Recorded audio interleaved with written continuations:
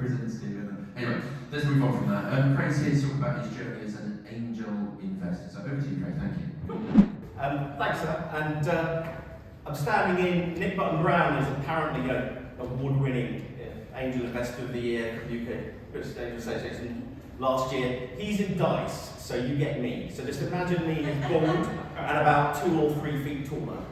And you're about there. Yeah, for those of you who don't know, give you a bit of background. We're talking about Newbury Race Course. The actual first Insomnia event, which was a big LAN party, still on the BBC's website, was in '99. But I've been doing LAN gaming since '94 when it was DOS and everything like that. And we had to load network drivers, so really hardcore days of Terminators and stuff like that. We then ran these events, got bigger and bigger and bigger. I was at medical school, going to be a doctor. And my parents took it great when I said, actually, I'm going to leave in my final year and go do this full time. And then did. We started the online side of the business, which still exists today, multiplay.com, back in 2002, where I was driving to London and installing servers, and that was hosting servers around the world. We did all sorts of things on esports and competitive gaming, and it's great to hear community being talked about, because that's what esports effectively is community engagement, is the way of doing it. And out of nowhere, in fact, led by a certain person in the room here, actually, I was approached in 2015 to be acquired. And it came out of nowhere. We'd just been building, we weren't thinking about it. Acquired by Game, did my time at Game.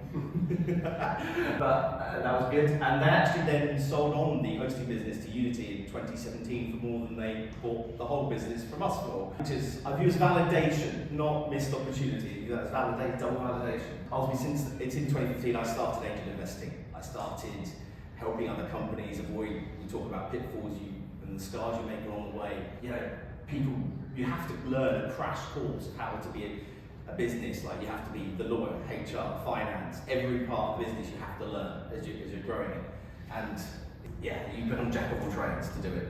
That's where I am now. So what I've done so far, I started out with Ascension. Now they're another award-winning VC that does early stage, primarily SEIS and EIS, so tax efficient investments. Also, Nick and I started the Games Angels, which is basically an anarchic Slack channel where we just post deals and people jump in channels, and occasionally investments happen and SPVs and all this sort of stuff goes on. I've always invested in people, not projects, so I'm not a publisher, and I want to be part of the journey because I feel that's how I can add most value along the way. And it's always about relationships. You know, companies don't do business with companies, people do business with people, and it is a relationship. And today, it's over 2 million. I've personally invested in over 100 companies, but that's across the tech space, that's not just games. And a few notable ones there, the ones you may know, got Raw Fury, I was in early for them. Yeah, Global 7. Best one was 11 Labs, was 80x. But that was one that was through the Games Angels. Quick disclaimer, I don't have to go quickly through this. This is my experience, what I think. Consult your own advisors before taking any of this advice on board. It's the usual disclaimer. But the sort of thing between finance and games, it's always been viewed as a hit-based industry, and we've had fingers of external VCs burned. You know, we've seen this multiple times where they flood in, I won't say the E word, or the S word, where valuations go sky high and everyone gets high expectations, and oh, what's going to happen? Boom is followed by bust. There's very few specialist funds, with some exceptions, in the space, and particularly angels and advisors, but that's changing as people have exits. You're getting more people who've built games companies, exiting those games companies, then wanting to give back and help the next generation. There's always been this disconnect between games and finance, and creative people and finance in general, I find. They talk different languages. Now, I tend to do the translation between developer and finance, and do that sort of thing. And one of the misconceptions is that there's no money out there. There is an awful lot of money out there right now, sat unallocated with pressure to place. Certainly in some of the bigger funds. That's one of these things, the idea that there's not enough money out there. The deals are still being done, even in so-called hard times like now. There is money out there that is not earning any management fees if it's not placed. And understanding how that works is interesting. But I'm going to talk more about angel side of investing. We still need to do more to educate people about the games industry. It's still the biggest thing a lot of people don't know about. I still get surprises when I say it's 3 times bigger than music and film combined. People still get surprised. And it's just as like people still don't know about AI. You know, there's still people who don't know about AI. We assume knowledge that people have, and they just don't have it. We think people know what we know, and they don't. When I'm talking to someone about investment, I take it right back.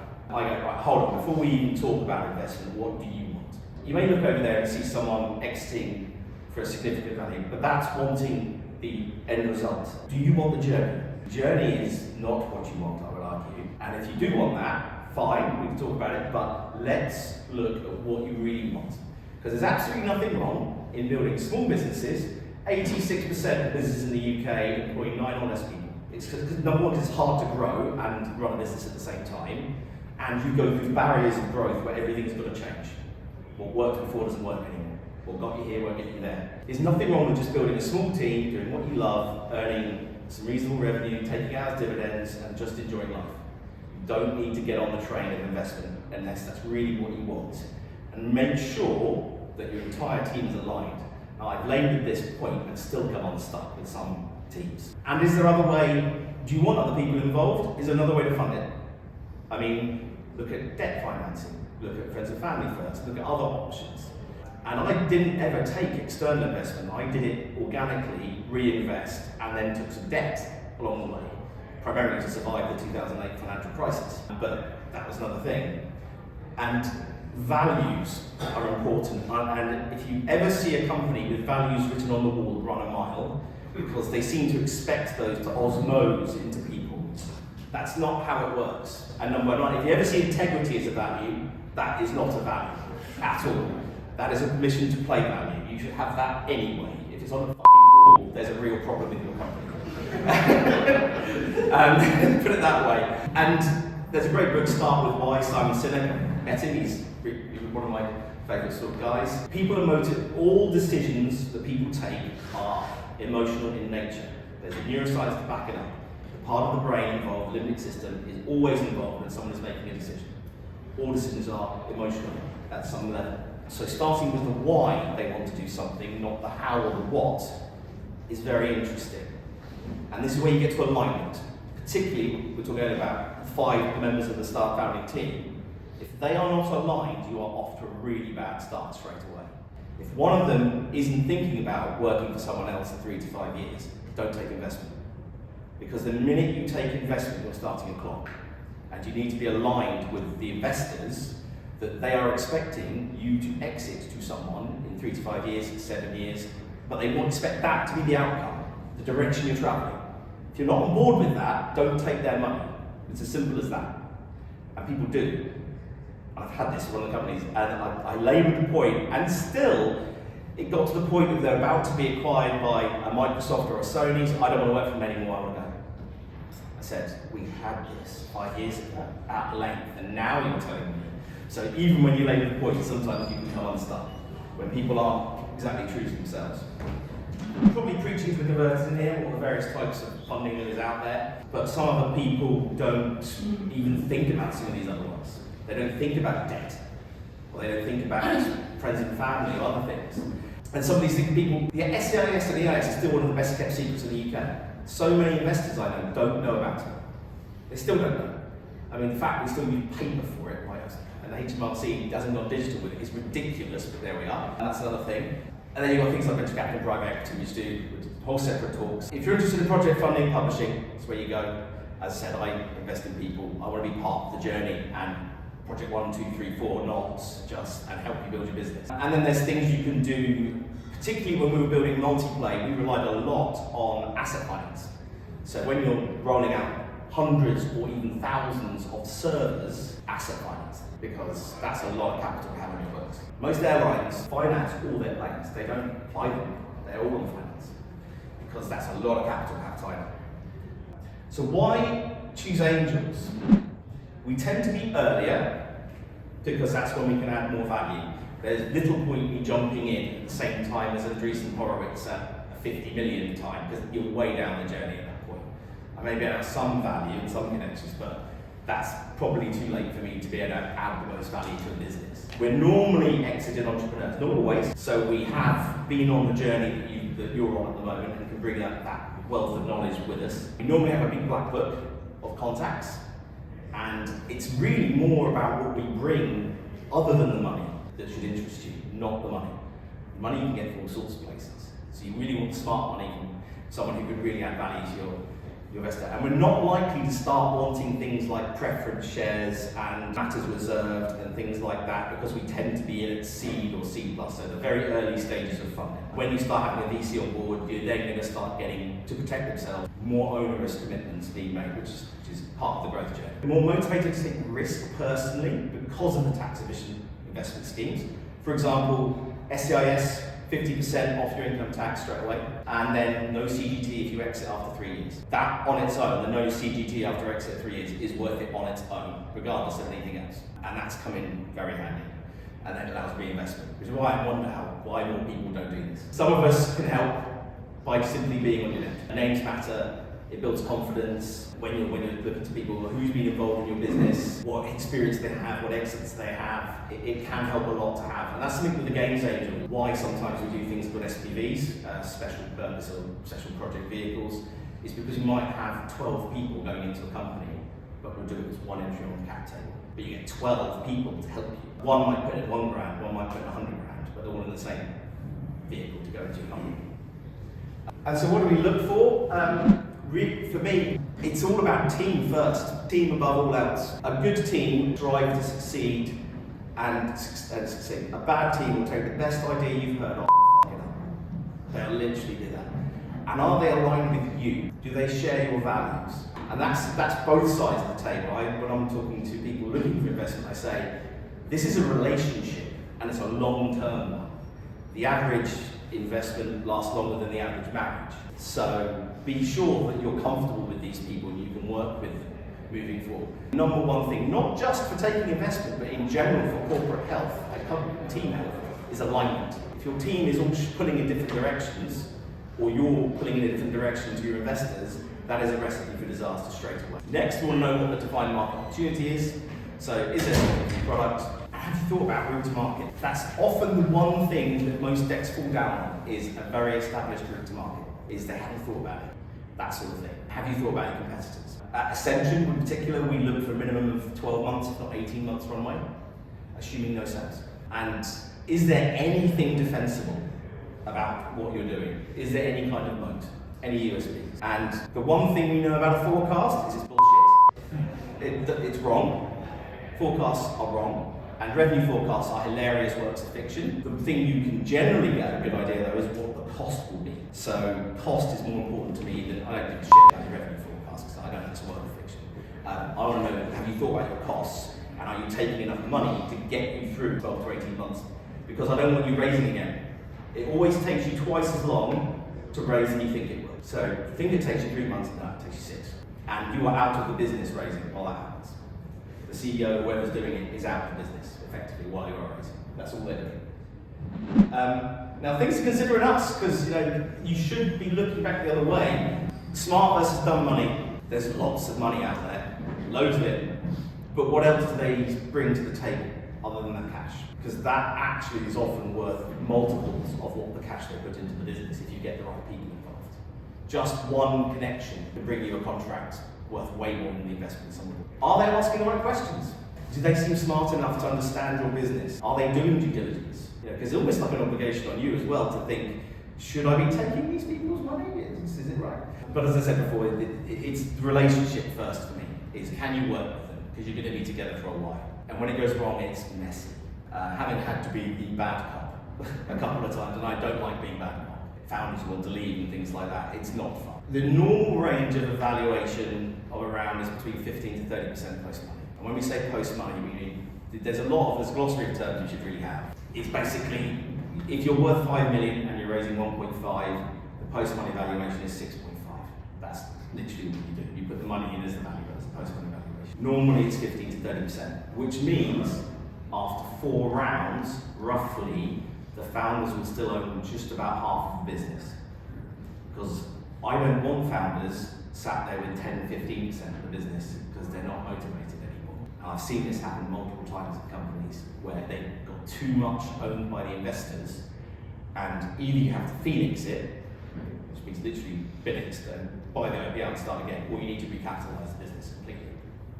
Sorry. Would you like for me to wait till the end? You can wait to the end, or you jump in, I think. It's really, so I work in startups generally. Yeah. We use things like the Berker's method to kind of like establish what something might be worth. Okay, there's loads of ways of valuing it. I was going to say, do you have specific ones for the game? Honestly, what drives that valuation is how much of the company you're selling, not the value of what you actually have. Okay. It's a made-up number. Yeah. Because, you know, if you really worked out the truth, if you looked at the book value of your company when you start up, it is zero, or maybe tens of thousands. But you want to raise 1.5 million to make a gain. You have to set a number that you sell a reasonable percentage of the company. That's where that 15 to 30 comes from. You'll want 15, we'll want 30. You know, that's the way, there's a bit of tension that goes between the two. That's the rule of thumb that generally is in those ranges. And you'll even, at the moment, some deals have been done where they'll cap their percent if other people follow them. But also, what are the expectations of the investors? What are their normal size of ticket sizes they do? What's their type of investments have they done in other things? What are they going to want? You know, sometimes you'll want us to get more involved, sometimes you won't. You know, I will do as much or as little as a company needs. I'm known for being the least non-exec because I can't help it. I want to get my hands dirty and get involved. Do you tend to judge it then more on the market possibility rather than potential traction with like an early concept, or? I literally team first before I even get on to what they're doing. But then you start looking at, well, I've got a quick slide there, basically. Because really, your pitch deck is 7 slides.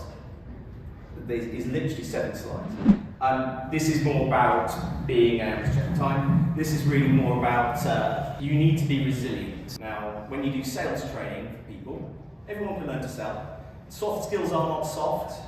They're very hard.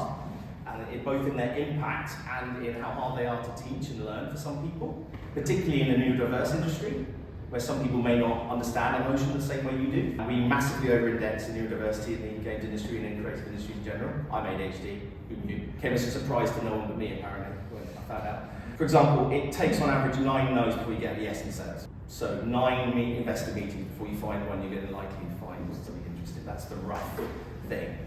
And the number of people who send one email and then never follow up, never try any other method. There's a book called The Grit, and that's I could give you a massive list of books, but a book called Grit about tenacity and resilience is more of a predictor of success, basically. So keep going. Don't be afraid of pushing. I've had some people say, but I emailed them last week. I don't want to piss them off. It's like, do you have any idea how many emails they get? And schedule your email to arrive at 8:30 or 9 in the morning, so it's at the top of their inbox when they get to their computer in the day. There's these sorts of little tips and tricks you can do. Use a CRM, schedule follow-ups, and do it. This is it. Don't just focus on email. Find other ways to get at that person. Do they know? Does one of your angels know them? Do they go to any meetings? Are they on social media? There's lots of ways to do that. And I'll get this. Attend events. You can do them virtually, or you can do them in person. I think this was written back in COVID, the original version of this. And consider agents, but they'll take a percentage. I don't like doing that because I think me taking a referral percentage for getting you investment isn't aligned with how I want to work with you. It doesn't feel right. It's the wrong motivation for me. So that's not how I do it. But, Venture really doesn't like it when we see agents. We always say no. No, I don't like it. And it's illegal in America, I believe, to take a percentage for referrals. I'm surprised you know that. Yeah, one of the things that's illegal in America and not here. I do a lot in terms of wellness, mental health, things like that. I'll give you one quick one takeaway here. You're going to have a lot of meetings that are going to feel like a waste of time. They are not. They're all learning. Every single meeting you'll have is an opportunity to learn, but have strategies in place to deal with the fact you are human, and it will take its toll. And it's okay to not be natural as a salesperson. It's a skill you can learn. I can teach anyone to sell. They won't all be the greatest salespeople, but you can teach anyone what the basics are of it. One tip for me, a 70% list. You do a daily check-in with yourself. Have a list of things that you know if you do it will make you feel better, will feed your soul, will raise your spirits. It could be going for a walk, it could be a particular track of music, it could be a YouTube video, it could be an inspirational TED talk. Have a list, and I call it the 70% list. Have a list of things, write it down, have it like at the top of your Evernote or your Notion or whatever, and check in. Am I between 0 and 100? And if you're below 70, do something on that list. And that's a way to keep your resilience up. And just and things like exercise is often something that helps people deal with this sort of stuff. It is well known that depression massively over-indexes in entrepreneurs. So have strategies to deal with it, as does neurodivergence, because we don't tend to fit in the normal corporate cultures. So that's just a quick thing about dealing with that. What do exits look like? We normally start at the beginning with a good idea who you're going to be selling to. It's a surprise, but it's normally you've got a good idea who the likely people are going to be. It's likely to be some sort of strategic sale to someone in the space that you're going to disrupt, the thing that's going to buy you. I love it when people say, wouldn't Microsoft or Amazon just throw some developers and build this anyway? Bullshit, that's not how they work. They let other people do the hard work and then they buy you. That's what happens. Obviously there's things like IPOs, private equity doesn't often get known about by many people. There's a bit more of it around these days in games. They're a different beast really. But, you have to be profitable. It's all about EBITDA and then looking to execute the next private equity person is what they tend to do. And the best advice I had when I was selling the business was be happy on day one. Because 9 times out of 10, you're not there 6 months later in reality. I'm one of the few, I can count on one hand the number of entrepreneurs I know who were there for their full time period. I managed to stay, but primarily because I got on really well at Guildford to see a second game. Even though I was going through an emotional roller coaster. It's not your company anymore, the culture's changing. It's a real emotional roller coaster. So everything else is a bonus. Be happy on day one is the best advice I ever had. I still give it to people. Whether that's a deferred consideration, whether that's vesting shares, earn out, whatever. Ignore that. Look at what's day one. If you're not happy with that, don't do the deal. That's my advice. That's how many slides you need in the initial pitch deck. Certainly for the first stage. For people like angels, is I always like to see team at the front. You'll get conflicting answers depending on who you talk to, or they want to see in a deck of which order it should be or at the time. I want to see team first. Because I want to know, number one, do these people look like people that can actually do this? Are these people that I want to work with? And do they have a set of skills between them that's going to complement each other? For example, do you have a CEO-CTO combination in a tech business? Don't have that. We have backed single founders, but that's rare. It's normally at least 2, and they need to complement each other. Then we go on to like, what's the problem you're trying to solve? What's the product? Are you solving any problem? Is this a problem? Is this a solution looking for a problem? That's a bad thing. Blockchain in general. Route to market is often the one that most people haven't thought deeply enough at all. Have you thought about the total addressable market? What is the addressable market you're going for? And use of funds and your forecast for costs. It's more important than income. The stages I'm looking at businesses, which is normally seed, Series A, so sub 5 million being raised. It's different in the US and the UK what those terms mean, just to let you know. Like a seed in the US can be 5 million, here it's like 300 to 500k. But the forecast to me, as I said, one thing we know about a forecast is it's wrong, but your costs are more predictable than your income, far more predictable. So make sure that you're taking enough to have a 12 to 18 month runway. And that's all you need, is those slides. I've kind of gone through that quite quickly. So, questions, I guess. We can go and dive deeper into any of the particular areas.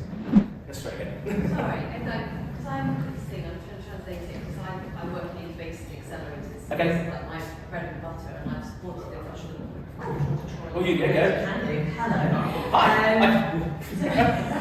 Yeah, so I work in basic accelerators, and I've helped a video game an outsourcing agency recently go through a raise. So in terms of that problem space, that makes sense. But how do you position if you're building a game and your problem is the problem you're fixing is someone's need for entertainment. Okay. As well, how I frame that. Okay. And is there a space for that particular game? Is it something that is not being served well, or are people looking for a different thing? When it comes to, as I said, I don't tend to focus just on content. Okay. I tend to focus on a company that's going to do. I tend to look more for, are they building technology as well as content in what I'm looking at? Like, are they building engine tech, or are they building additional things that make it more scalable? Perfect. And I don't want just game 1. I want game 2, 3, 4, 5, 6. You know, that's it. So my ideal investment in the engine industry is a company making an engine that's novel, that is better than what's out there, and is going off and doing multiple other things. Is going to have multiple. That could be the next Unity. And beware the black swan effect. You know, as in everyone says, I want to be the next Minecraft. It's like, well, you're not going to do that. That is a black swan. You know, it's a low probability, high impact event. Let's focus on more achievable objectives. Any other follow-up on that? Perfect. Yeah, great. Thank you very much. Great. Can I make a comment? Yeah. Do you mind? Go on then. Ian. That's all right, I'll be positive.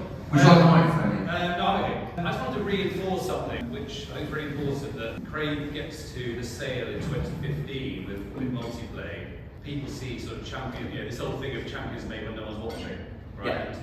And actually, if you go back, however long it was, 20 years Yes. of being an entrepreneur with multiplayer, I think just reinforcing that point and asking a question of, what were you thinking when you go through, because I know you very well, obviously, and I know, but what were you thinking through those 20 years? Because everyone sees the end result, they see you standing on stage That's the doing point. an angel thing, they see the sale, they see the noise. They don't think about the journey. But they don't think about it. So it's not a straight line, is it? No, it's not. We nearly went bust like 3 times along the way. What doesn't kill you makes you stronger, sort of thing. I never set out to build a business, really. I set out to I enjoyed playing games, so I built events to bring people together to play video games. In fact, that became the thing. We brought people together. Was the 3 words that kind of summed up everything we did. We started doing online game servers because we were doing events, because we wanted to play games online ourselves, didn't like what was out there, so we built a new product. So we kind of by accident created a business.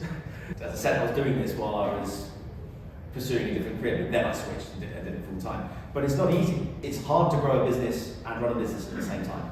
Very hard. And there's a reason that many companies, like 86%, are less than 9 people. Because when you go from those first 5 people to 25, there's a well-known business barrier there, because everything's going to change.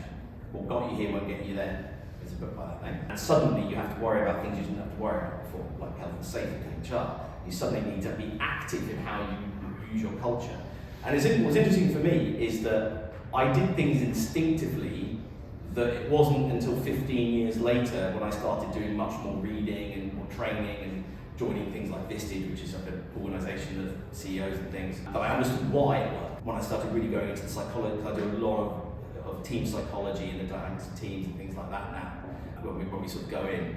Because almost always the problems in the business are a people problem. And 9 times out of 10 it's communication. I'm dealing with that right now with the company. That's that I'm diving into, I'm not even invested in, it's just going in to help them make. But it's that journey of breaking through 25, then breaking through 50. It's as hard as starting up again to do that. And you suddenly got a lot more mouths to feed, there's a lot more at stake, and that weighs on me. And I remember it is lonely at the top, and I was a family business. My mum and dad were pissed off at the beginning, but then I hired them both to work in the business. I would hide what I was really thinking from them, because I knew they would go off the deep end if they knew what I was really thinking of things. So having that outlet, maybe so much to talk about here, is having the outlet to someone as either a mentor or an advisor or something that's been through it, you can talk to that, because very corny line, if you tell, you break the spell. Literally, just talking about the problem itself is cathartic. If you bottle it up, it tends to come out in other ways, and they tend to be negative if you don't have more positive ways of it coming out. You had your brother working with you earlier. I did. Was that helpful? He's a very level-headed man, Stu. Yeah, and my other brother as well was doing for a period, but he couldn't hack startup. Both my brothers came from building and construction industry, so we're used to having large companies behind. Not a lot of people can make that transition to a small business, just as a lot of people building businesses can't make the transition to corporate world. It's a whole different ballgame. Yeah, my brother Stu was involved as well. He found Newbury originally, actually, because he had a building site down the road. That's how we found Newbury Stores. Didn't he build your office for you as well? Is that He did, yeah. Well, he built it for our landlord, and actually Unity still kept it until very recently. They finally, the barn, oak framed thing. You wouldn't know there was this tech business in amongst loads of converted pig sheds. But it doesn't matter. You just need a fibre line, and there you go. Yeah, I mean, Jimmy Carr talks about this actually on some of his TikToks. He talks about people see where you've got to, but they don't think about that journey, and that's a very good point in terms of. Lots of people who are I-16 or something, or I-12. Oh God. Panasonic 2 and that sort of stuff. We saw you at 3 in the morning, teams doing the stuff. So I think the point is just to reinforce that point that it's you stuck to a mission and a vision, Yep. and not go to your first slide, and that's really what gets you there. Alignment, and lead, if you lead from the front. I've never asked anyone to do anything I wouldn't do myself. I remember a particular interview with someone, and she said, "Well, you wouldn't expect to clean the toilets, would you?" I said, "Well, I clean the toilets. Why wouldn't you? If I'm going to do it, if there's something I would do and you wouldn't do it, there's going to be a problem straight away." So that's a very short interview. So it's you'd find to the point of that. There comes a point though where that is a problem, where you have to be able to pull yourself up to have a helicopter view. I don't even have time. This is a sign of a really good team. Is they would tell me to f off because they got it and go do something more important. Literally, they would, because I would be cabling the tables and things like that with them. And obviously that's you talk about $25 an hour task rather than $1,000 an hour task. And yeah, I should be off there talking to sponsors, doing press interviews and things like that. I shouldn't be under the table calling, but I want to be because I want to be there showing that I'll do it. That type of leadership builds loyalty like you would. And there was a quote recently from someone that I should see if I get it to let me share it. Dan said about an army of volunteers that would go to war with me. That's I think he said to it. Because a lot of volunteers just gave up their time to run the events. It's amazing what people do for peace. It's a good motivation for us. We'll ask if there's any more questions from the audience. So, a question over to the microphone. Hi, it's probably a bit of a daft question, but I feel like I'm missing a trick because all of the investors that we meet, it's friends of friends and recommendations. Yep. Is there a trick that I'm missing? Is there a place that, like, as an angel, you would register to hear about pitches? It is always, it's a classic line, isn't it? It's not what you know until you know. And it is hard to get through the noise, like my LinkedIn inbox. The minute you put investor on anything, it's just noise.